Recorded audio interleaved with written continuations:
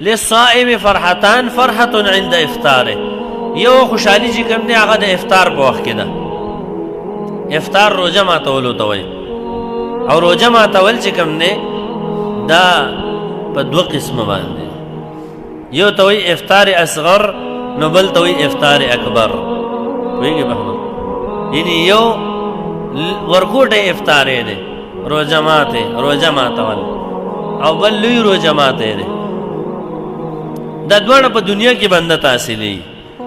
او هغه دویم نمبر چې کومې بدلی دي نو عند لقاء ربه دی چې کله د خپل رب سره میلاو شي نو په هغه وخت کې چې کوم دی دته بدلی میلاویږي پوهېږې به خبره نو افطار اصغر علما لیکي چې سړی دا روژه ونیسي که نه او ماښامي کې ماتوي او دا رګونه چې کوم دی تر و تازه شي ذهب الظمأ وابتلت العروق وثبت الاجر ان شاء الله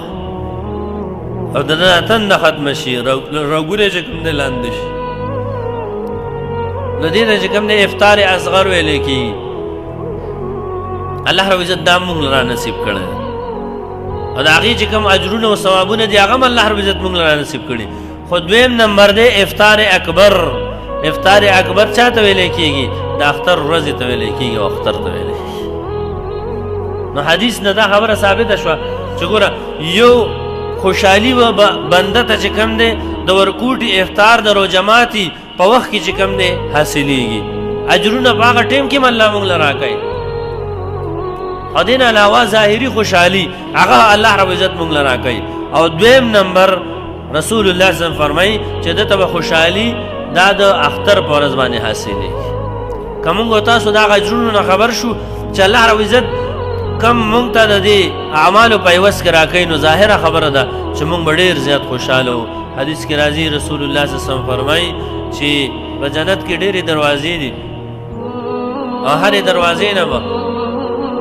بنده ته آواز کېږي د صدقې د دروازې نه به صدقه کوونکي ته آواز کېږي د جهاد د دروازې نه به مجاهد ته آواز کېږي خو یاد ساتئ وایي د یو بله دروازه ده چې هغې ته باب الریان ویلی کېږي وی په هغې باندې به صرف الله رب العزت روجهدار پرېږدي بل هېڅ څوک به په هغې باندې نه داخلېږي الله رب العزت دې موږ ټولو ته نصیب کړي او کله چې دا روجهدار په دې دروازه باندې ور داخل شي دروازه به مکمل بند شي بس نور چې کوم دی چاته اجازت نشته تاسو وینئ دا حساس ځای نه چې کومي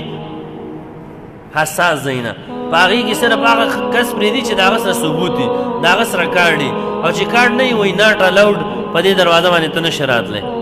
بند دی به دې نو هلته هم چې د چا سره د روجې